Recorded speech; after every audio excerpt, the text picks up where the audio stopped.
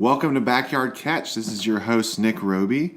I'm here joined today by my good friend, Alex Fuldnauer. How's it going? It's going good. Excited to be here. Yeah, thanks for being on the show. It's been really fun to talk about it now to get to actually have you on. Yes. For the record, Alex is rocking his Virginia Tech and LA Lakers. Yes. Representing pretty hard. And I have a Kobe t-shirt on underneath. Oh, with the low-key Kobe t-shirt underneath. Yeah. And I'm rocking my Clemson sweatshirt, so we can't even help it right now. We're geared up right now. So Alex has been so gracious to join us. And so I guess, Alex, just for the listeners, just to give people just a little background of yourself, of like how you got into sports, what sports you've liked growing up. How's that kind of been a part of your life up until now? Yeah, sports has been a big part of my life. So I grew up with 3 older brothers and a dad who played basketball through college, and he played some semi-pro in Europe a little bit. And so it was a big part of my life when it came to playing and watching. So growing up, my brothers, 2 of them, cheered for the Cowboys a lot, as well as the Lakers. And so I grew up also cheering for the Cowboys and the Lakers. I remember a specific Cowboys game where they were playing the Redskins, and my other antagonistic brother was cheering for the Redskins, and I decided whoever wins this game is going to be my favorite team. And, of course, the Cowboys won. Right. So they are now my favorite team. So it came down to that one game pretty much. Yes. Where your alliances lies the rest of your life. Yeah, and so that was definitely a key moment in my life, and I never looked back from that time. So I'm one of those guys that has a weird mix of teams that I like. I like because of my older brother influence that I grew up with. Mm-hmm. Cowboys, the Lakers, like we mentioned, and even North Carolina basketball. So last night, actually, I didn't tell you this. Last night, I was sitting at work at like noon yesterday, looking up Virginia Tech basketball schedules because that's where I went to college. And I wanted to take my 3-year-old to a game because he was asking to go. And I couldn't find a schedule that worked out when I was looking at the calendar. And then I looked, I'm like, well, we're playing the Tar Heels tonight. Like, I wonder how much those tickets are. I look them up. They're only $25. And I was like, man, if I leave in like an hour, I can make it there in time. So I texted my wife, and I was like, hey, can I go? And she's like, yeah, sure. So I texted my boss and was like, hey, can I leave early? He's like, sure. So I was like, all right. So I texted my brother-in-law. I was like, hey, you want to go? He said, sure. So we drove 4 hours to the game yesterday. What? Yeah. That's amazing. Just drove to Chapel Hill. Yeah, drove to Chapel Hill. Went to the game. Got there right before tip-off, literally, and watched the Tar Heels crush the Hokies. And I was going to wear a UNC and Virginia Tech gear, like mix it up, because I'm one of those confused fans in that scenario, because I grew up cheering for Tar Heels because of my brothers, but then I went to Virginia Tech. So it's just like this weird thing. Yeah. And my emotions don't even know what to do sometimes during the game. It's very unfortunate. But my son only had Virginia Tech gear. He had North Carolina gear, but he's outgrown it. So I was like, well, I got to get his back and just go all Hokies. And that's kind of what my heart was feeling 60% anyways. Sure. So I went all Hokies with it, and unfortunately that didn't pan out. But we got on TV. We snuck down to better seats, got on TV, had a good time, and I drove back and got here at like 1:30 in the morning. And went to bed, and then woke up and went to work this morning. That's amazing. So, I love the commitment. Yeah, that was pretty fun, and my son loved it. Most importantly, yeah. How did he take all that? Oh, he loved it. He loved it. Yeah, he was also confused because he knows we like both, but he definitely likes the Hokies more. But then when North Carolina was winning by a lot, and there's tons of cheering happening, he's kind of like, hey, can I cheer for them? Like, we're in the bathroom afterwards. He's like, hey, next time can we cheer for North Carolina? And I was like, yeah, we can do that next time. But you wanted to cheer for the Hokies, right? He's like, yeah, just next time. Can we cheer for them? I was like, yeah, we won't play them again. So, yeah, we can cheer for them again. But it's very confusing. So I'm confused. He's confused. But in the end, one of the teams we love won. And it was a good game. That's an amazing, man. I hope he remembers that.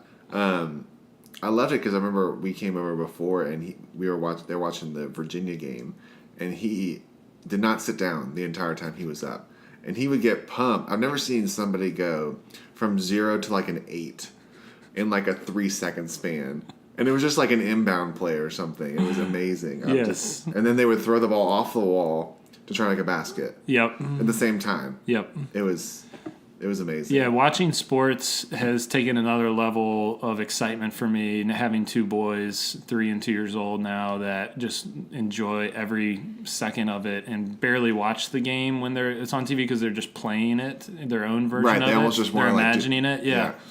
But it's been way more exciting to be a sports fan, and I didn't know that was like even possible to do it with them and cheer with them and to teach them. That's the other part of sports in my life has been playing sports, played golf, tennis, basketball, all through high school, all of those, and ultimate frisbee even competitively through high school and college. And so now being able to teach them and start to bring them up is like an aspect I knew was coming, but it's never something I intentionally processed as like, this is a great thing about sports is like I get to go have bonding time with my son on a golf course or anything like that. And that's something that I'm really excited about. That's like a really meaningful portion of sports fandom and playing sports. Alex, for the record, which team out of all, the Cowboys, the Lakers, Virginia Tech, all those teams, which one would you be the most excited to see win a championship? Yeah, that's easy. So without a doubt, my ranking of sports team significance is easy the Cowboys number one. The Cowboys, for some reason, I just latched onto early and went real deep with it. So for the longest time, I've had this definitely to a fault struggle with Virginia Tech or with Cowboys idolatry and just Googling them or like looking up blogs daily or, looking into that kind of stuff way too much through high school, college up until now. And so I've been able to kind of transition that into more of a healthy phase. And it started when I took our family, when my 3-year-old was a 6-month-old, we took a vacation to go see a Cowboys game in Texas. And spent a ton of money, obviously, to buy flights, to go to the game. Right. And it was against the Panthers on Thanksgiving Day, so we missed Thanksgiving with our extended family. I remember that game, yeah. And we got demolished. Romo fractured his collarbone again. So that was actually his last game as a starter. Little did we know that at the time. That ended up being his last game as a starter because he came out, and then Dak eventually takes over later. And then was that he retired after that year, right? He came back for the next year, and then that's when Dak came in because he hurt his collarbone again in the preseason against the Seahawks later. Oh, okay. So he never started another regular season game after that one. But we got demolished. We didn't score a touchdown until there was like 2 minutes left in the game in garbage time. And I remember I met a friend who came with us, with me, my wife, and my son to the game, and we went to dinner afterwards, and they had a great time, and I'm just sitting there like, man, this stinks. And they're like, no, it's still good. We got to go see the stadium. I was like, no, like, this was such a waste. Like, I was just so like, and they were trying to redeem it, and I'm sitting there like just raining on their parade. And ever since that moment, it just kind of reset me of like, what am I doing here? Like, granted, we had a great vacation and things around it were great, but like that impacted me so heavily that I was like, I don't want to be that guy that can't like deal with losses like in a sports world that I can't control. So ever since then, I've tried to keep it at a high priority, like not a priority, like a high excitement level and a high hobby, but not like to a level that's unhealthy. Right. And obviously having a family has helped that some, but still just keeping it in the correct bucket of my life where I can still like be intense and enjoy it a lot and still, go all out, but not go overboard with it.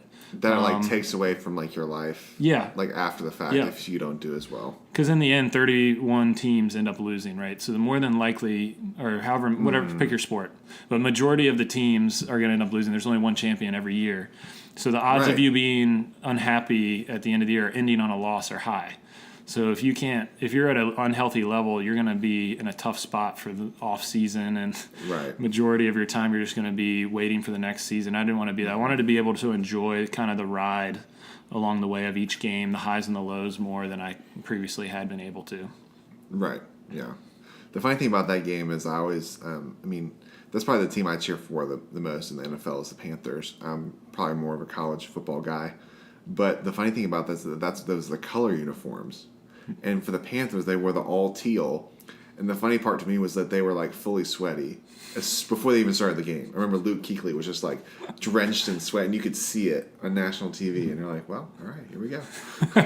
So we remember that game a little differently. The first Color Rush game they did, I don't know if that's a Color Rush game, but the first Color Rush game they did with the NFL on NFL Network was the Thursday night games they do the Color Rush, where they put the whole team in one color. Right. They did that, I think it was Jets, Bills, and they did green and red. And then all the colorblind people complained because they couldn't tell who was what on the field. That's amazing. And so ever since then, the NFL has had to figure out ways to ID the teams during the color rush games so colorblind people, especially red-green colorblind, which is very common. Well, that's like the most common. Yeah. I wouldn't have thought of that, but yeah, that's yeah, no one thought of it until the game aired, and then like all the colorblind people complained because they couldn't tell who was on which team. That's like sad and amazing at the same time. Man.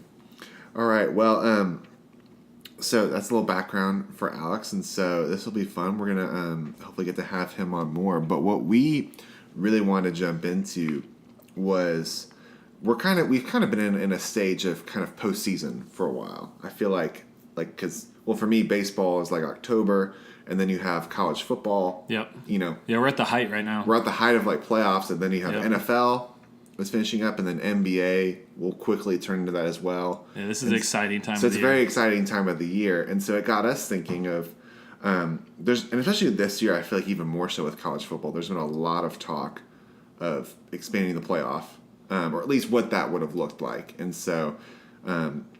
And on the website, we dove into that, and so if you haven't checked out that article, go check that out. We kind of dove into what that could have looked like, but it got us thinking of looking at all the different major sports and seeing if they just kind of talking about them and kind of ranking what we think are the top ones or what we would do to improve. And so Alex is going to give us his top worst and top best takes on sports playoffs formats, and then we're going to kind of walk through and see what he has. So, Alex, do you want to start with top worst or top best? Let's start with top best. Top best, okay. Start positive. Start positive, okay. Before I lay it on. Before we start breaking everybody's stuff down. Okay, so I'll let you have the floor. Yeah, so my top number one playoff format would have to be, for me, and I think that, I don't want to speak for everyone, but I think a widely acknowledged great playoff format is March Madness.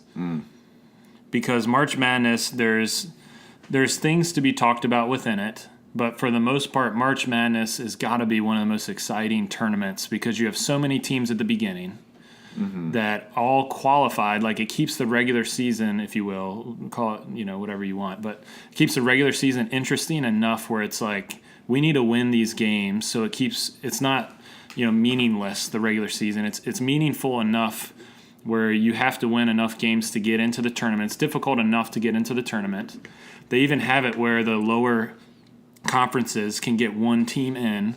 So every college basketball team around the country is excited about the idea of just getting in. Right, like the whole week before you're seeing ends of tournaments of these lower conferences. And they're going nuts. Right, for getting to make it. So they're really excited to be able to make it in. So it's not something like the NBA where you have a tendency to be like, oh, well, a lot of these guys get in and the regular season doesn't matter. They take some plays off. Like in college basketball, at least, it's to the point where these guys are viewing every game as bearing weight on whether or not they get in or even their seeding. They view it as important, the players and the coaches and the teams do. So the regular season stays exciting enough where the playoffs don't draw away from that like it does with the NBA. But there's still a lot of teams in it. So you still have lots of schools that are paying attention, lots of, girls and people who don't watch sports as often, boys or girls, that care about it. When UMBC wins, suddenly there's tons of UMBC fans coming out of the woodwork that love basketball, or, it draws new fans in that other playoff formats don't, which I think is really cool. It also provides opportunity for huge upsets that are Cinderella teams. We've seen that pretty frequently lately with a lot of teams making late runs or crazy upsets. And it still bears awesome weight of the high matchups. In even some of the earlier rounds, you'll get a 1 seed versus an 8 seed, or the third round especially, you start getting into great matchups where they're really high quality opponents going at each other pretty quickly, just a game or two into the playoffs. You're not having to wait for, again, the NBA, you're playing a 1 seed and 8 seed. They have to play at least 4 games before you get on to the better matchups. Right. This goes pretty quick right into the higher matchups. And it's just classic. There's no arguing about who was the best team at the end, or should this team or that team have gotten in. That's always a conversation. But at the end of the day, no one's arguing that the 69th team that didn't get in would have won the championship. That's pretty distinct. People aren't arguing about that. They're just arguing, they should have had a chance to get in the tournament. It's clear at the end, this team that was a champion is the best team in college basketball, or was during the tournament. Right. They made the best run during that time. Exactly. Least. Yeah. I don't think it's necessary to have added 4 more teams. They went from 64 to they had the play-in games now. That's not necessary and was just kind of silly in my opinion. But it doesn't take away either. No, I'm not up in arms about it. I don't really care. I just don't really watch the play-in games. I know. The only thing with that is that it's funny because I also grew up a VCU fan. Because I used to be in Virginia, and so Me too. Going to the Siegel Center, and so I used to watch them. So they were of course they're the team that made that first 4, and then they were the team that went first 4 to Final 4. That's true. Which was a huge success story. So that's true. But that is maybe that's a valid argument. Maybe Syracuse. I want to say they made a deep run before. I don't know if they made a deeper run. They might have made the Final Four. Actually, made the Final Four. Yep, I want to say they were one of those teams that also made it as well. I think they did that year. I don't know. I also love the aspect that the tournaments are held in different cities. Around the country each year. We had it here in Greenville 2-3 years ago. For various reasons, and that's awesome that it gets to travel around, and different fan bases from all around the country get to go, and it's not just in one location or in the same location each year or even in the home city. I love that it's moved around.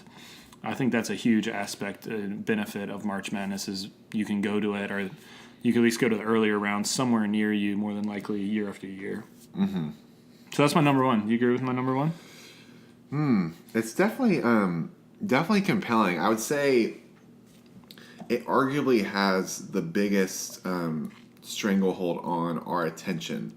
Yes. As fans. And I would say even the more common family. Yeah, that's true. I didn't bring up the bracketology. I was going to say, because my family will always do one, or I know of families to where people who don't watch as much and they do really well, or everyone has a vested interest in the game. It's very easy to fill out a bracket and you can become a part of it and you can cheer for teams, say you have a team like a Purdue, who is usually a good team, but you don't have a vested interest in that team, but then you have them going to the Elite Eight. So you really need them to beat Iowa State. Yep. And you just get a vested because you don't want to lose to your brother. Then he'll, it's just that kind of stuff. And I think it makes it really fun. I agree. My wife and I have a bet every year. We do a bracket against each other, and the winner and both of us, winner and loser, both of us go out to dinner at a Japanese steakhouse because we love Japanese steakhouses and we never go. And the winner gets to order steak, and the loser has to order chicken. And the winner is not allowed to give the loser any of that steak. So the loser just watches the winner eat steak in front of them while they're eating chicken at a Japanese steakhouse. Yes. And it's pretty much the only time we go each year. So it's this is your chance to get your steak at the Japanese steakhouse. Right. So it's pretty big odds for us. So that's a good example of my wife really cares about March Madness when it comes around because she knows it's an exciting opportunity for her to eat steak. And it's kind of you're gloating too because you're getting to eat steak in front of them. Right. So it's definitely a huge benefit to win. And I love the beauty of it too is that you can spend a lot of time on this. And then there's also people I know who do not spend any time on this, who for a fact vote on teams based on colors and mascots. And they will do better than the other teams. It's just because of the way it rolls, or it's because some years there's a lot of upsets, and then you get too upset heavy, and then it's the year that all the top seeds just kind of fall through, and so you can really try to know. But I think that's the beauty of it. It's like a 3-4 week period where it really is madness, and it gets people excited. Yep, it's probably my favorite sports watching experience is that Thursday, Friday. I always take off that Friday, take off work that Friday, stay up late watching the games Thursday, and then watch them all on Friday. And I'm that guy who takes 8 hours to fill out a bracket. I'll look up all these websites, data. I go to kenpom.com, huge plug for him. He does a fantastic job of statistical analysis on the odds of each team making it. And so I'll break it down forever. I love doing that every year. And then my wife obviously doesn't quite do the same amount of research. She'll do some, but she doesn't do 8 hours worth. Most people don't. Right. But you have the whole gambit, and then there's years where she'll beat me, and it's wow. And you have to sit there eating your chicken and watching her, and you're I spent 8 hours on this, and I'm still eating chicken. Exactly. Also, this is a random fun fact that I've heard from multiple people, but it's actually that Thursday through the weekend of the first round is the most recorded vasectomy surgeries, actually, because you have to just sit there. And so what guys will do is, if they're having to go through with that, they will sit on the couch and rest and watch basketball from Thursday through Sounds like a Sunday. great idea to me. Right. I mean, if you're going to have to do that, I mean, why not get to watch hours and hours of basketball? And you're like, I have to be here. I can't go anywhere. So the amount of money they say is lost at work productivity because of March Madness is extremely high as well. I've looked it up before. I don't have the number in front of me, but it's millions of dollars. And maybe, if not like $1 billion, that's lost in productivity hours where people are watching March Madness while at work or filling out brackets while at work and not working. So you almost could argue that maybe just say that Thursday, Friday, and maybe Super Bowl, the day after the Super Bowl Monday, is arguable that you might just need to, I don't say national holiday, but a lot of businesses should consider just giving the day off. They should consider it. Just without because a doubt. There's just going to be nothing that's going to happen. Without a doubt. I remember, the day after watching the Clemson-Alabama game. Those games were on so late, by the way. It was just like, I don't know. It was kind of like, might as well just not. I mean, and maybe that's just me because I was personally in it. But after that type of game, it's just like, one way or the other. But the problem is that there's different parts of the country that care about different types of sports. Like, sure. I used to live in New York. Most people didn't care about college football compared to down here. Especially we live in Clemson country, and Clemson was in it. Right. So down here, it should be a holiday. So maybe it's a statewide thing. Each state determines which sports holidays they want on their calendar. Maybe that's you just need to write a letter to your congressman. I would be all on board for that. Make a I don't think I've ever written a letter to the congressman myself by hand. Maybe that would be my first. Yeah. So I think March Madness is up there. It's hard when you go right away. Well, let me keep going. Yeah, let's keep going. It's like a strong case. All right, what's number 2? So number 2 and 3 I had interchangeably, but because I couldn't pick one, but I'm gonna go ahead and pick one now. I'm gonna go ahead and say, just coming off the high of what we just experienced this past weekend, the NFL's got to be up there. Okay. So the NFL, I think, is, again, similar to what I was saying with March Madness. It keeps the regular season really interesting to a point where every game really matters. But it's not to the point of college football, whereas if you lose one game, you're out, or 2 games, you're out. Like, you still have a chance. With the Cowboys this year, we started 3-5, right? And everything looked done. If that was college football, we would have been done, obviously. Right. But with the NFL, we still had a chance to come back, but every game still carries so much weight. And the playoff system is just really exciting. You see awesome matchups. You see a good mix of upsets and non-upsets. You see quality teams.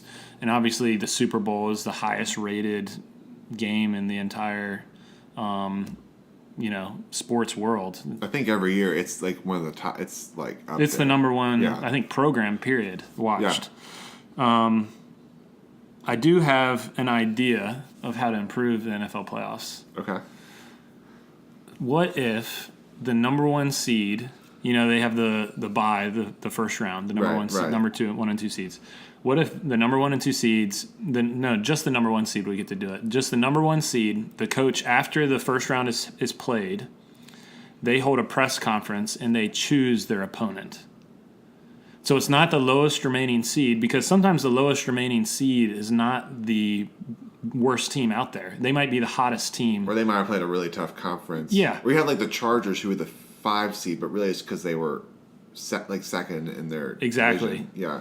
So what if you just had Bill Belichick or whoever holds a press conference the morning after those games are completed, and they hold up a card or whatever, because drama is what people love. Right. That's why the NBA is getting popular right now, is because of all the drama. Mm-hmm. Drama and excitement is what we want. We want to talk about it at work. Who would you pick?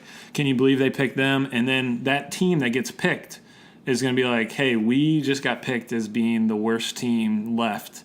Let's go show them that we are not who they think we are. Okay.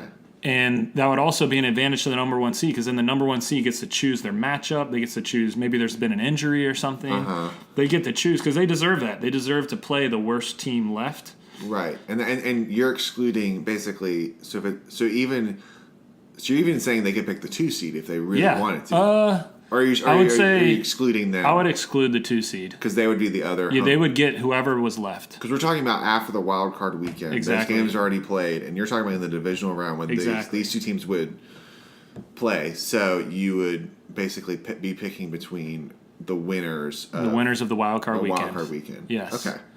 I think that idea is golden. The NFL's never doing it. It's probably not going to... Never going to happen. I don't know if people are going to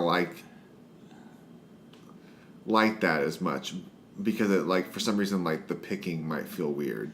That's why it's exciting. But it would definitely be exciting. It's not like we've started picking already, right, with the NBA All-Star game. We went to that last year, and that was a huge success. You pick 2 captains, and the captains pick their teams. It's no longer East and West playing each other. It was LeBron and Steph, and then they picked their teams just like you do in the backyard. So we already started to go towards this, and people loved it. So I don't see why we can't just go to that now. It is a cool thought. I'm not sure. Yeah. We'll see. I think it could be really cool. How do you feel about... So, do you feel like you would keep the buys? Keep it 6 and 6? Yep. Do you like the way it is? Yeah, I like the way it is. I don't think it needs to be expanded. I would just give the number 1 seed the option of choosing the team they want to play in the second round after the wild card round. Okay. Yeah, because I was even thinking about this of I don't love the buy. I don't love that setup. I feel like it's a weird, and I guess it's just how you take advantage of it. Because then you have these lower seeds who they can get a lot of momentum because they have to keep playing every week, and it throws off the 1 seed. But then if you handle it well, you can still be okay. Yeah, so I looked at the data on that this past week, and every year there's been at least, except for this year now, there's 2 number 2 seeds. But almost every year out of the past 6 years, it's been 1 and 2 seeds playing each other in the Super Bowl. Okay. It's for 5-6 years in a row. There was a period prior to that, if I'm remembering correctly, where there were some lower seeds that got hot late and upset some teams. But the data now really strongly seems to indicate, and you see that with the odds makers too, is the home teams that got the bye rest that are coming off at home, they're favored in those games, and they have a tendency to win those games. So the rest does seem to help lately, but it's always been the big debate is, would you rather be fresh or rested? You can go on that forever. But the data lately does strongly seem to indicate, okay, you got weeks to prepare now. Mm-hmm. You can throw more stuff in the playbook. You guys are getting healthier. I mean, there is something to be said for rest after a 16-game football season. Not having to play. Game. It's not like you're off for weeks and weeks. You're just off. 2 weeks is 13, 14 days is not a long amount of time to sit around and you're practicing during that time anyways. Right. And I guess... and there's less on film to pick up. There's a lot of advantages to it. So I'm more in the line of let's get that rest and get that bye. And it makes it so that I'd like the bye also because it keeps the teams that are at the top playing longer. So if you knew you were in the playoffs, you'd rest your quarterback starting week 13, 14. Mm-hmm. Whereas now these top teams, they're continuing to play through week 16 and sometimes even 17 to get that bye that they really, really want. So It keeps fantasy football relevant. If you took away the bye, suddenly you're going to have Tom Brady sitting the last 4 or 5 weeks of the season potentially, and fantasy football is blown because that's when the playoffs are. So even from that reason alone, I would like to keep that bye in there. Yeah. And also, and when you start adding more teams, then you get into half the league would make the playoffs. Yes. And I think there is a point of diminished return. I think you can even argue that with the NBA is starting to where when you have more teams or you start having teams with a losing or just a 500 record make the playoffs, then I think you also can limit the quality of what because you do want to reward the team you want the best teams. Yeah. Ideally, you want the 2 best teams to at least have the opportunity to get to play. Yes. And then So that's my number 2, NFL. Yep. Number 3 is the World Cup. And the World Cup is hard to argue with because, like we talked about earlier before we started recording, that there is a 2-year process to get into the World Cup. It starts to qualify. Yeah. So everyone has a chance. There's matches that go on for 2 years to get ready for it. The U.S. this past year didn't even qualify for it. Which was a whole another conversation of why they didn't make But that's pretty cool that you have this whole, like, you have excitement, for people who really follow soccer closely. They're paying attention to that for 2 years, getting ready for it, the anticipation, then you finally make it. That's an exciting of itself, just setting the pool. And then I like the way that they have the pools. I think that's pretty smartly done because it's difficult to do it any other way in the way soccer works. To me, I'm sure there's other ideas out there, but to me, the way they have it now, where you set off in the first section in the pool play, you have like 4 teams, and then you get points for wins, losses, ties, and you can advance and goal differential. You play everybody once. Yeah, everyone's guaranteed 3 games. So everyone gets the same opportunity. Like everyone gets the same opportunity, And there is always a pool that's a little bit tougher than everybody else. Right, to be expected. I mean, that's true in any tournament, right? You draw a tough matchup in, tennis, really in anything. The argument is if you make it through, then you're going to have an easier time once you make it through. Yeah. And I'm also pretty sure too that they kind of weight it a little bit. Yes, they do. So that the top teams, you're not going to stack all of your they top. They attempt to seed it based off of the pool play or based off of the 2-year preparation and qualifying matches. And they're not going to put Germany and Argentina and Brazil all in the same pool. So I like the way that the World Cup does that, and I like the way the number of matches they have is, I think, really just a perfect number where everyone is so heavy, but there's still enough there where the tournament doesn't feel like it's dragged on at all. And obviously, it's just got the entire world paying attention to it, which is really impressive, whereas a lot of these other sports obviously are more just to America. I mean, it's really cool that all these different cultures and opinions on the way things are done seem to get on board with the idea of how the World Cup is held.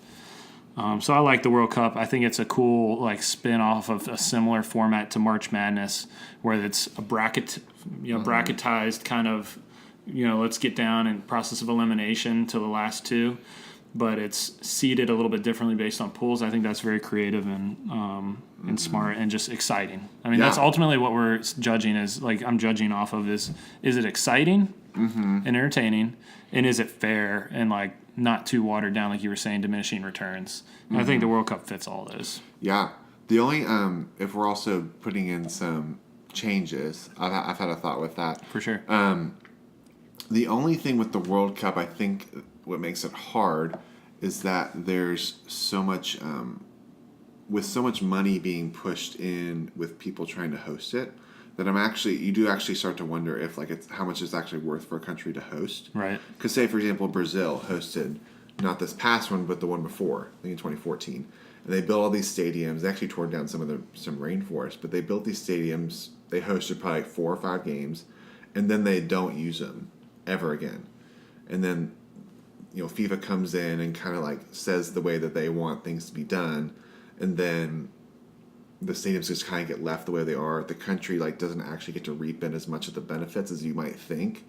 John Oliver on Last Week Tonight a couple years ago did a really cool in-depth analysis of before Brazil, kind of breaking that down. So my suggestion would be to either pick a central location and basically with college baseball, make that the home base. They go to Omaha, Nebraska every year. Yep. So you still the same format, but you still go to a place where they already have a bunch of these stadiums. Or, which is more likely, is that to make a rotation. They do select cities, but I think making the selections of okay, it's going to be in these. Yeah, so you get to reuse it. Right, because that's the beauty with the U.S. It's yes, it's not as big of a soccer country, but it's growing. But they already have all these stadiums in place that can hold the facilities and go from there. I think they even won. Yeah, they're hosting in Atlanta. Yeah. Atlanta got to have some, and then you could have a European one, you could have an African one, and you could have a South American one. That's a good idea, and just rotate it. You could just rotate it, and then at least it lets those countries have a host every 16 years or something like that. I think because what's starting to happen is that when you have less of these bigger countries that very much want to participate, but they don't want to kind of foot the bill or get the have an empty stadium. Right, or you have Qatar coming up in 2020, where it's actually too hot to host the World Cup during the summer like normally. It's 122 degrees. And so they're actually trying to switch it to December, but for many of these national leagues, that's right in the middle of their season with these clubs. So there's a big fight with that. They're also like bringing in workers that are actually like workers dying as they're trying to build these like facilities. So there's a lot of stuff with that. So that would be my thing, is just maybe just have a rotation system of just the way you host it. Very interesting. Yeah. I like that idea. Yeah. Yeah, and that's true with Olympic stadiums and stuff too. They'll get deserted and left behind. And they're having similar problems. Yeah. I would almost wonder if you could kind of coordinate the two of them. Right. You actually might need to just start doing. And they did that some with Brazil, right? Because they had the World Cup and the Olympics. Yeah. I would assume. I don't know. I don't know if it's directly correlated, but I do definitely think that is part. Some of the same facilities, I'm sure. Yeah, and I think that's part of some of these countries, especially when they're trying to host for the first time. Like they're like pushed as like, we will host both of these, and. I know when I was in Greece, the Olympic Stadium there is now a refugee camp. So all the refugees stay in the infield of the baseball stadium, and then they use the restrooms and the facilities in the dugout, behind the dugout. Well, so you have to come up with some way to reuse it. I guess that's one. At least they're reusing it. At least they're using it. Yeah. All right. We can go through some of these middle ones a little bit faster, I think, because I don't have as much to say about them since they're kind of not horrible but not great. I would say the NHL and NBA are next on my list. So the NHL, I think just playoff hockey is exciting. I'm not even a hockey guy, but playoff hockey just has a different level to it of excitement, energy, buzz. One thing that I like and don't like, I guess I more like, is that the 8 seeds will sometimes go really far in the tournament, potentially even win it. Yeah. And I think that's pretty cool to a certain extent, to keep a lot of different fan bases engaged. It's not top heavy. You could argue if that's beneficial or not. But I do like that aspect of it, and I think it's just the classic kind of same format that the NBA has, or very similar. With the NBA and NHL kind of fitting, I'll talk to them at the same time. With the NBA, I think that there's a lot of talk about the playoff system now, and I have a couple ideas with the NBA playoffs. Right now, the format is, the 8 teams from the West play the top 8 teams from the East. And I think that has worked well for a long time, but now there's so many West-heavy teams. The West is so top-heavy and the East isn't able to keep up with it, that the 8 seed from the East compared to the 8 seed from the West isn't even close. I think they're leaving out like 3 or 4 like winning record teams in the West now. Yeah. So at this point, and the NBA seems to be talking about this and going to be changing something potentially in the next couple of years, hopefully. But there's a bunch of different ideas how to do it, but they just need to do something, because you're missing out on some really good teams from making it, and you're having a lot of the less lower market teams that aren't that exciting to watch making it. So one idea is that the division, bring back kind of the divisions a little bit. So right now the divisions don't matter at all. So like the Lakers were in with the Clippers, and I don't care if the Clippers win or lose as much as anyone else in the West, because it's not like the NFL where the division winner gets an automatic bid. There's no actual special difference for there's literally no difference. I don't even think they play each other more often. So if they do, it's very rare at least. Or not that different in terms of scheduling. So I would change that. I would schedule more division games rather. So your division opponents, you would play them more often to make it more engaging, more exciting. Just like the NFL, you play your division opponents twice, where you just play other people just once. And then I would say that if you win your division, you get a top 3 seed in the playoffs. So those are the top seeds, similar to the NFL format. So if you win your division, that's significant now. So now suddenly I'm not just tracking the Lakers and how they're doing. I'm tracking other teams within my division, which is one of the things I love about the NFL is with the Cowboys, I'm tracking the Eagles, the Redskins. I'm tracking and I'm cheering for them to lose when they're on TV. So it gains more excitement and passion for NBA fans to cross over into other NBA teams. Potentially they don't even have a superstar. So I'm going to be watching random teams play each other that just matters because I want my team to get a top 3 seed in the playoffs. Right. I think that would be really cool. And they could potentially even shuffle around who's in what division if that doesn't work locationally or regionally. But for the most part, they already kind of have it set up pretty well. And then after that, just rank them 1 to 16. So there wouldn't be an East-West, kind of like the top 5 remaining from the East, top 5 from the West. It would just be, all right, everyone else is a quote, I guess, wild card or whatever you want to call it. And it doesn't matter whether you're in the East or the West. The East and the West suddenly doesn't matter. It's just based off your division.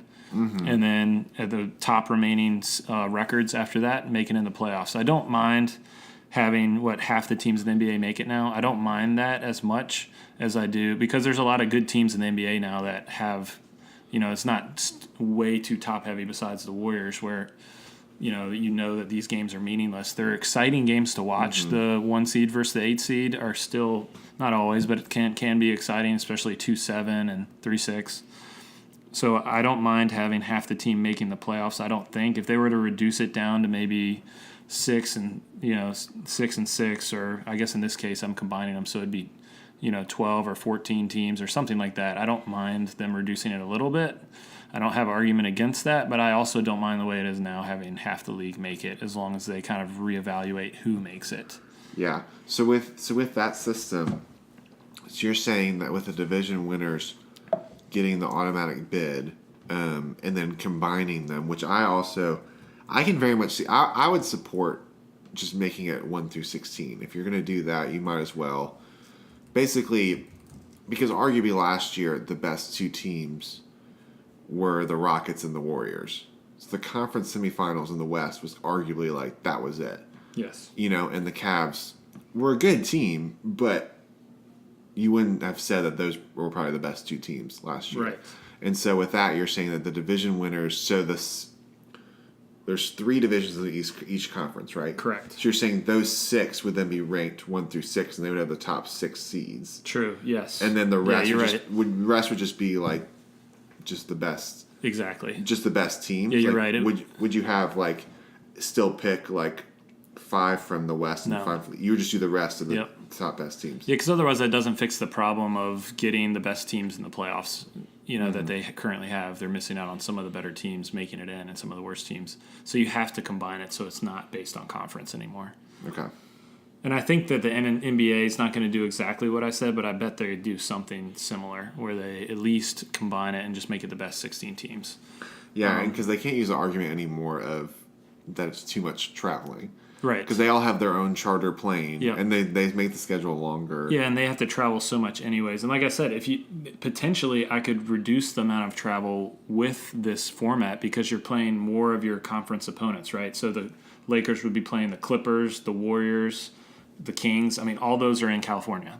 So you're suddenly you're suddenly able to play them a little bit more often. Mm-hmm. So you're traveling less. I would not increase or decrease the number of games. I mean, that's kind of separate from the playoff conversation we're having. But that is a decent little conference division right there. Yeah. So, I mean, they have it kind of set up like that already, East Coast, West Coast teams. So that's my idea for making the NBA playoffs better. That being said, I love the NBA, and I love the NBA playoffs. They're a little bit long, but if you love basketball, then it's kind of exciting because you get to watch lots of games. There are lots of games, yeah. That's I think it's one of the people definitely stay in tune with the basketball playoffs, yes. And I would say the finals is probably the best. Like, people stay in tune with the finals series, yes, for sure. I will say that is the big knock against both the NBA and NHL, is that you have an 80-something game season to then have 2 months of playoffs. So it's just a very long season, and for your players, it just makes it hard. Yes. So that's actually what makes what LeBron has done, making the finals every year. Yeah, because he's played like 2 extra seasons or something ridiculous in playoff games. Yeah, and I think we don't even fully can understand how much that actually is. Yep. Yeah, so I think that feeds into my next one on my rankings. So we're starting to get down to the bottom 4 here. Okay. So the next on my rankings, continuing to get worse and worse here, would be the MLB. So my personal beef with the MLB playoffs is you play such a long season, seemingly all year, and then your first series is a 5-game series. Oh, actually, well, the first series, yeah. First series, not the rest. The first series is a 5-game series. The NBA used to have that. I remember growing up, the first series used to be a 5-game series, and I think an 8 seed upset a 1 seed or something. Yeah. And then they're like, oh crap, let's change this to a 7-game series so this doesn't happen again. Yeah. And I hate like that the MLB. It's like, wow, you play so many regular season games, Right. and then suddenly you have 2 bad pitching nights or whatever it is. You lose 2 games in a row, and the odds of you advancing in the playoffs are suddenly pretty much gone. Right. The odds of you winning 3 in a row are so low in baseball. It happens obviously, but it's doesn't seem right to me. It seems disproportionate that you play that many seemingly meaningless regular season games, and then suddenly those games are so heavy and weighted. And with the disparity that can happen in baseball, it seems unfair to have the 5-game series. Then, if you're trying to cut off time, if you're worried that the MLB season's too long, you're already there at this point. You might as well add on 1 or 2 more games to make it a 7-game series instead of a 5-game series. In that first round. I agree. I think it's kind of silly, but even like to even go further, they've actually recently, a few years ago, they added the second wild card because what they were doing is each league would have their 3 division winners, and then they had a wild card to make it 4 and 8, which I thought that was a really good system. But then MLB was trying to help with ratings and make the regular season a little bit more exciting and teams getting in. They added another wild card in each league. So you play 162 games, and say you make this wild card, and you play 1 game. Yes. And I think it's the silliest thing. I don't like it. I think it's very exciting, but it doesn't at all reflect what baseball is supposed to be about. It's almost just like an overtime. Like It's almost like, hey, we're out of time. You guys are evenly matched. We got to end this thing somehow quickly. Right. So let's throw in just a winner-take-all game. It almost seems like a little gimmicky. It does It's like, feel that we don't way. know what to do here. We want to add this in, so this is the only way we can figure out how to do it. Our season's already too long. I'm not a baseball guy, so I have a long list of things to change in baseball. But one of them would definitely be the playoff format. If you're going to have such a long regular season, at least take a chunk out of the regular season and convert them into playoff games or something if you're worried about the season being even longer. Right. But at that point, it just seems silly because the playoffs is what matters, obviously. Right. Maybe not to some of the owners, they want the revenue from the regular season, but in the real, when it comes to fans and teams and players and coaches, that's what matters is the playoffs. So they've got to do something to make it more comparable to the length of their season. And I think that's the hard part with baseball is obviously it's a long season. But part of it was designed that way, and I think they actually had a really hard time when they extended it to 162 games because of baseball is such a big stats-driven sport. It's probably actually, I would argue, the most stats-driven. Number one. It's got to be. With records, with comparing people from the past, with Hall of Fame, with all that stuff, and with baseball purists, the people who so baseball is becoming now more instead of it's a national pastime because it's been like around the longest, but I would argue it's definitely becoming more regionalized, and you have your people who really love it, and so if you start reducing games or fixing that too much, you're actually kind of changing the game on people, and I would say you don't want to also marginalize the market that you have left, arguably. So I would definitely say that's where it gets tricky. Yes. And so if it was me, I would just get rid of the wild. Either you have to make that like a 3-game series. What's 2 extra games? If that happens, or just get rid of that, make the other round 7, and then just go from there. Yeah. Like a 5-game, it does have this weird. I like the idea of adding 2 more teams because since the regular season's so long, there's such a big chunk of teams that know they're not going to make it for such a long amount of time. They want to keep them interested longer. So I like that idea, but having the 1 game, you work, you're having all these games and then suddenly it just comes down to 1 game. For baseball, that just doesn't work like it does for football where you can just play 1 game and figure out who's better. All right, next. Yeah, let's go. All right, so we're down to my last 3.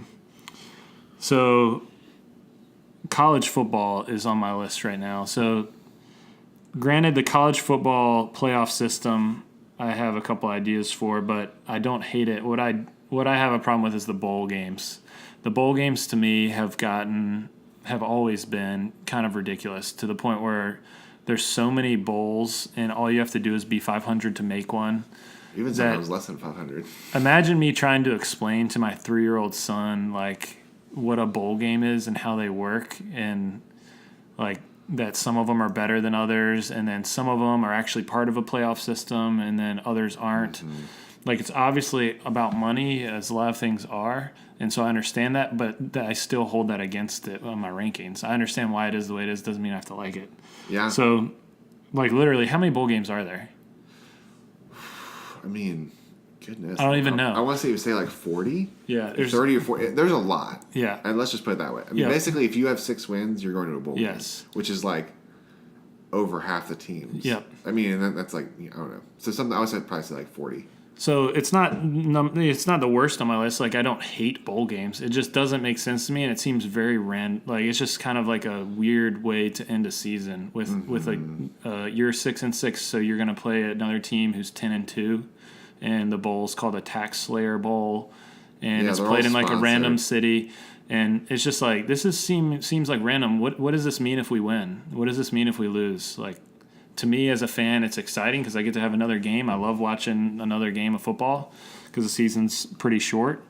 But it just seems weird, and it doesn't compare to the college basketball playoffs, which is, to me, the exact opposite. It's like, this is exciting and entertaining and engaging. Right. It has so many different storylines. Mm-hmm. Whereas with the Tax Slayer Bowl, there's not any storyline coming out of that or any conversation at the office workplace about that bowl unless you're really into those two teams. Right, and the conversation is actually becoming now of like top players not playing their college bowl game. That's actually like probably at the top. And these top guys aren't playing big bowl games now. So just the whole system is screwed up. The college football playoff system, everyone talks about all the time, so I don't want to belabor on that, but my opinion would be to expand it to 6 or 8 and potentially give the first round bye if you have 6 or not if you have 8. I think 6 would be engaging, and I don't think adding one more game for these guys is a huge deal. They're college students. They only, like, they're practicing 20 hours a week.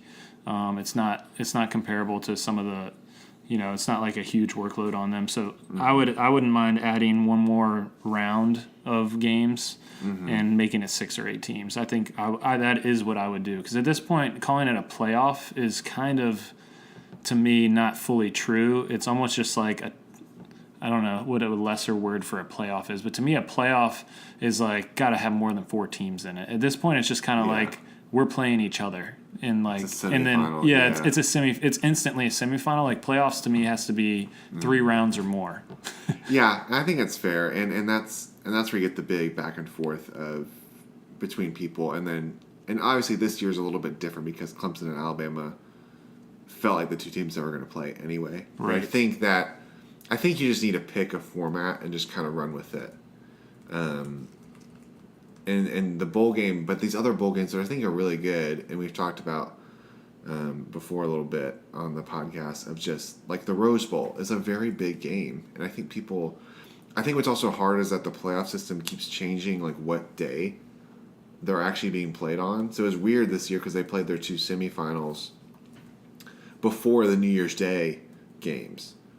So it's like the Sugar Bowl of Georgia not showing up was like the big storyline, but then it's like that actually wasn't the semifinal. But if you were trying to explain that to somebody, it feels weird that you're not playing your semifinal games before your finals. Yes. It just has a weird sense to it. I agree with that. I would be okay if like knocking off a bunch of the bowl games. I would think if you cut the bowl games in half, maybe say you have to have 8 wins or more. I think that's when you get some more quality teams, or at least it's more competitive. And I get like wanting to help student athletes, and it's just starting to get too watered down. Yep. But of course, it's like with all this money, they're not gonna. It's hard for people to say, let's take less money to have a better quality. Yes. It's not usually what happens. For me, I'm not saying I have a fix for the bowl problem. I'm just saying I don't rank it in my top systems of playoffs. Yeah, that's fair. Granted that it's not technically part of the playoff system, but I still consider it like I think an aspect, because that's where it came from. Yeah. It came, like, the playoff system came out of, let's take 2 of the bowls and make them so the winners of those play each other in one more game. So it's, to me, the bowl games were always kind of part of the way it was. All right, last 2 is golf. Is my second to worst. So I love golf. I'm a huge golf guy, watching and playing. And the tour, the way that it works is there's a year-long race for the Cup, the FedEx Cup. Mm-hmm. And so you get points based on your performance throughout the whole season, and the season starts in January. Okay. It ends in it's actually a wraparound season now, so I think it starts right after the championship in September, but most players actually start playing around now.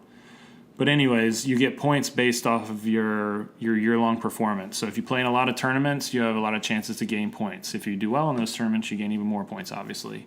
Right. So it's not a bad idea.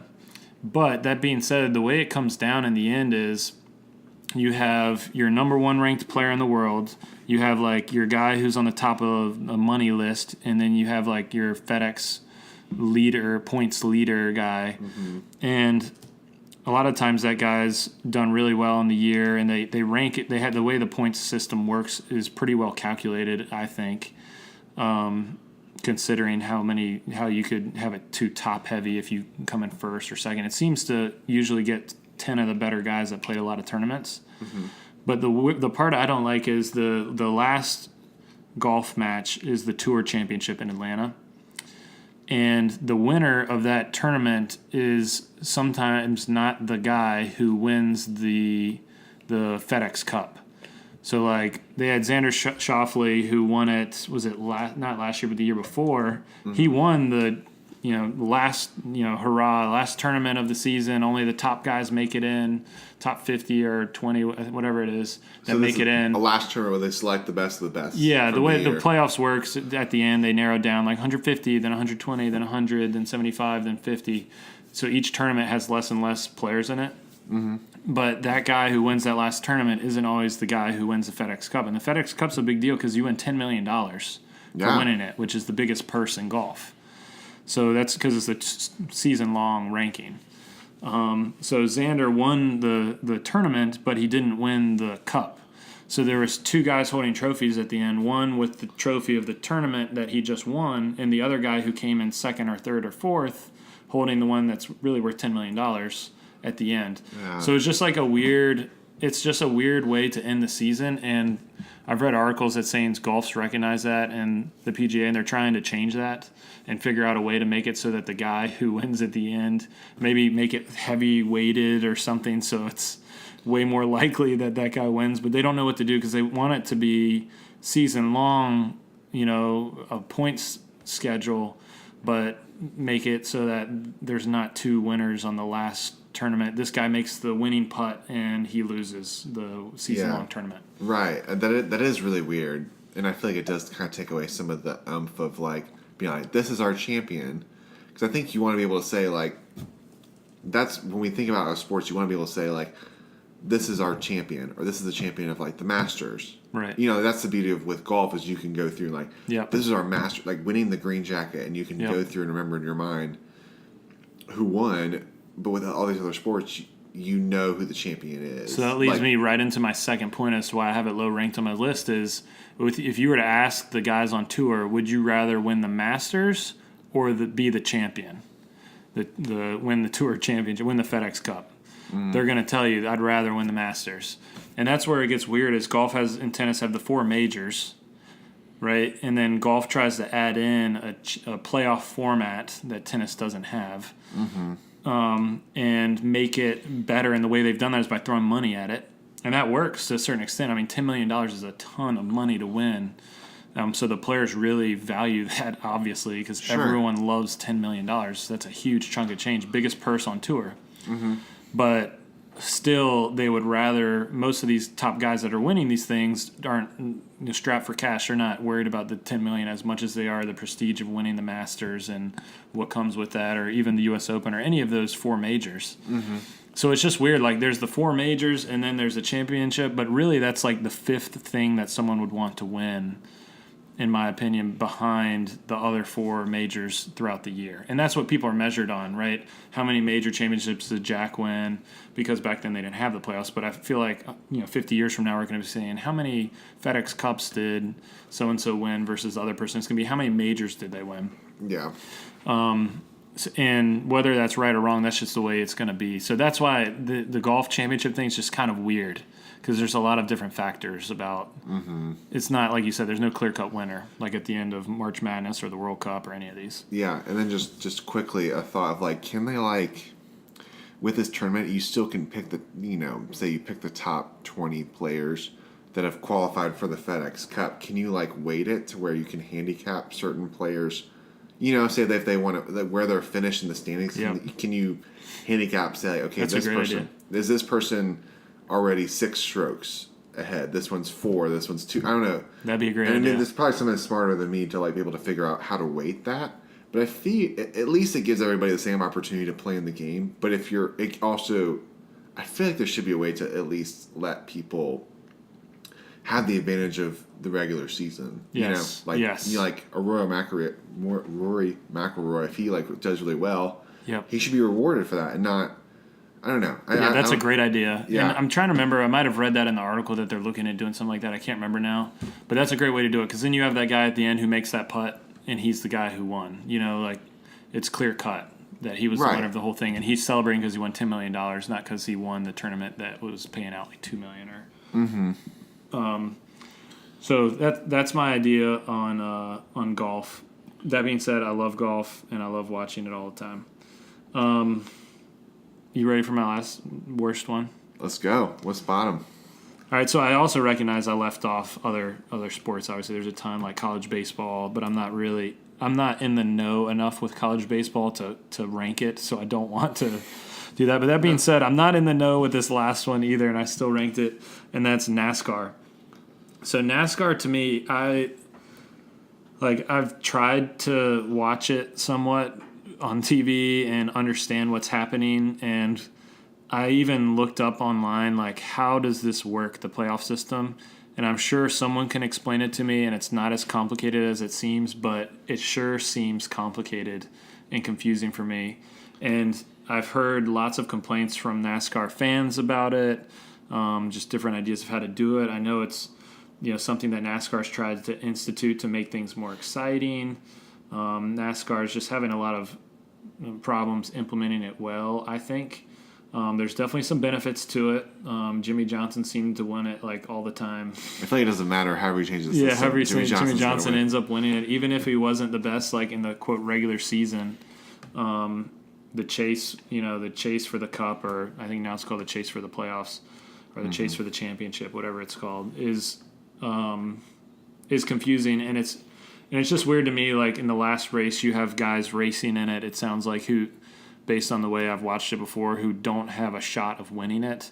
Mm-hmm. And like there's teams within that, and so it just gets almost political of like who is helping who get where, and it's just that last race has a ton of accidents, which are exciting, I guess, because people are going hard at it. But it's just weird to me. There's people involved that aren't playing a role in it, or are potentially going to win it. So I'm 100% prefacing my comments with I'm ignorant to NASCAR, but as an ignorant person who has tried to get into it, that's a sign to me of a failed playoff system. Because what do we say with March Madness, my number one? There's people who have no idea what's happening with it, watching it, caring about it, and understanding this team lost, this team won, that means I marked this in red and this in yellow on my bracket. And so it pulls in other fans that weren't previously involved. And with NASCAR, it seems like you got to be into this to really be able to track it. Who's where and what's the playoff chase and who's out, who's in, and where it feeds next. And I know it's kind of similar to golf where they whittle down. Okay, there's like 20 drivers, and they get it down race after race. And there's wild card qualifiers and stuff. But just to me, it's a little bit too complicated, hard for me to understand, and just not as exciting, and doesn't seem to be enticing to me to like pick up and watch like March Madness would be. So that's why I have it low. Yeah, no, I think that's fair, and I think they also changed. They've changed. From my understanding, I don't know Super Bowl either, but they've changed their format a couple times. Yeah, they changed it a lot. Yeah, and they changed it a lot, so it's hard to keep up with what actually is their champion. I think that's the problem. They're having a similar problem as golf, is you would have a winner of a race, and then they would also crown their champion. Right. So you have this weird back and forth between it's just hard to pick of like who. Okay, they won the race, but they're actually the champion. It's just a weird thing. My thought, this is a crazy thought, is you could do it like in the Olympics, where you have like qualifying heats, where say you have like the downhill snowboard race, or like with skis, you have groups of 4. They have to qualify heat, and then it's like a bracket that keeps getting smaller and smaller, but it's still races of 4. So you could do it to where, say you have, I don't know, say you have 20 racers or something. That's not what 4. Maybe say you have 32, and you do like qualifying little races of like 20 laps or something like that. You basically you could pick a weekend or pick a couple weekends and then make very little races and then make the winners keep going in. So you could make it very quick, enough to where you could actually it would matter winning it, but maybe you could just make it that last one exciting. Maybe you could weight it in a certain way. Yep. To get people excited about it. But yeah, I like the waiting idea. Overall, to me, it's interesting, and I think it's telling to our culture and sports culture is that these ones we've been talking about at the end, NASCAR, golf, and college football, all my 3 bottom, all previously did not have a playoff system in place. At least I'm pretty sure NASCAR put it in 2004 or something. Yeah. None of them had playoff systems in place, and they're like, hey, this playoff thing is people love this. How can we do this playoff thing? Whereas before that, people were totally fine, it sounds like, relatively fine, not crowning a final champion based off a playoff system. But some of these other success stories that we've listed out on my top, I think, has enticed these other sports to be like, hey, this is really working for those guys where we have a playoff system and it kind of eliminates people down and we crown a champion. How can we make this retroactively fit into what we do? And they just it's tough to do that, I think, with NASCAR, golf, and college football. College football is actually pretty easy, but NASCAR and golf, it's kind of hard to do that. And that's why tennis hasn't tried that, right? Tennis isn't doing any playoff format or trying to make this happen. They're good with it the way it is. But it's interesting that golf and NASCAR have tried to pick that up and make it happen. Yeah, and it is interesting. And I would actually argue that you could argue that March Madness has really pushed. Yep. Because of how much money is in this short period of time, and everyone's trying to get a piece of that viewership. So I don't know if there's necessarily a better way. I think sometimes with these sports, it's either they have to kind of go with what they've got, but if they're a niche, I think it's also okay to be a niche and really own that niche and not try to be something that you're not. Right, either. like tennis. Like I'm saying, the tennis. Yeah. I don't know how you would do. You could do a playoff type system, probably easier in tennis than you could in golf and NASCAR because you go mano a mano. It's a one-on-one matchup every time. So you could do that, and it would be probably way more entertaining than it would be for these other sports. But they've obviously chosen not to do that. But yeah, at a certain point, it's just your sport might not be conducive for a playoff format. Mm-hmm. That's an interesting point. Yeah. So, and then also, you didn't mention college baseball, and I like watching that, but I think the hard thing with college baseball is it's kind of confusing to explain to a non-fan. So if I was going to sit here, so I could try to explain to you that it is also 64 teams, but then it's 16 regional hosts play double elimination. The winners play a best of 3 game series at the higher seed, and then those 8 teams then play a double elimination, and then the champions play a 3-game series. So it's cool, and everyone feels like you have a chance, and that it has a similar feel with March Madness, but I think it is a little bit more of a confusing format. And also, baseball is also just becoming more of a marginalized regional sport. Right. So it's different than basketball. Right. Where it's but basketball, it's okay to do a one game winner take all. In baseball, like I was saying before, it is more of a series. The MLB seems to think it's okay for wild card round, but most of us would disagree with that. MLB seems totally fine. So I think college baseball is fine the way it is, and I think it doesn't need to try to switch it. But it is a little confusing trying to explain that to someone who doesn't follow it. I do like that it's in Omaha every year. Yeah. It is where it is, right? Omaha. Yeah, Omaha, Nebraska. Yeah, that's what I thought. Yeah, I have a friend who's been to it before and loved it. And so I think that's really cool and kind of just like you said, it's almost like not a niche thing, but it's kind of regional. And I think that's really cool that they go to Omaha every year. And if you're big into that, you could make a vacation around it and go there and think about that for in 2 years from now, I'm going to go to the playoffs in Omaha. That's pretty cool. Yeah. And then when you watch it on TV, you're like, hey, I've been there every year. You can say that. Right. That's very cool. I like that. All right. Well, there you have it. There's our top 10 lists from Alex. Top 9, I think. Top 9. Top 9 list. Top 9. Trademark that. Top 9 list. Top 9. Top 9 list. So, tell us what you think. Would you switch any of these? Would you keep it the same? Do you like some of these suggestions we were making? Do you like it just the way it is? Let us know what you think. Subscribe, review. But anyway, we're excited to jump in. And so, Alex, thank you so much for being on and giving us your time and your thoughts. Thanks for having me. Yeah. All right. Well, thank you so much for listening. And for now, we're signing off.